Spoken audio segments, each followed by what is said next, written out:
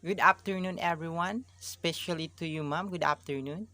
I am Jikar Taupan, the reporter of Moral Virtue and Misates and Moral Agent Context. As stated by Aristotle, developing a practical wisdom involves learnings from experiences. Knowledge is not inherent to a person. Knowing the right things to do when one is confronted by a choices is not easy. One needs to develop this knowledge by exercising the faculty of practical reason in her daily life. And in attaining practical wisdom, she may initially make mistake on how reason is applied a particular moral choice or action. But through this mistake, she will be able to sustain practical wisdom to help steer another's ability to how moral right choices are action.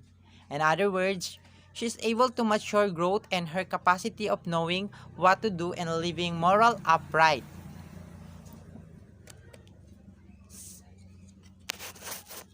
However, when practical wisdom guides the conduct of making moral right choices and action, what does is identify as the proper and right to do things?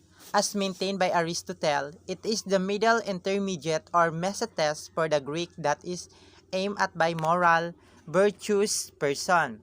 Determining the middle becomes the proper tool by which one can arrive at the proper way of doing things. Aristotle also provides example of particular virtues and corresponding excesses and deficiencies of these. Table shows some of the virtues and their vices. Under with exist the impulsiveness, recklessness, prodigality. The middle under with the middle is self-control, courage, liberality, deficiency, indecisiveness, cowardice, and mentness. Moral virtue. The condition arrived at by a person who has character identified out of her habitual exercises or the particular action. That is the first. The second one is the actions done that normally manifest spelling, fashion, is chosen because it is the middle. The third one or the last one is the rational faculty that serve as a guide for the identification of the middle is practical. A moral virtue also, person's target, mesetes. Therefore, the task of being moral involves seriously looking into understanding the situation and assessing properly every particular detail relevant to the determination of the mean.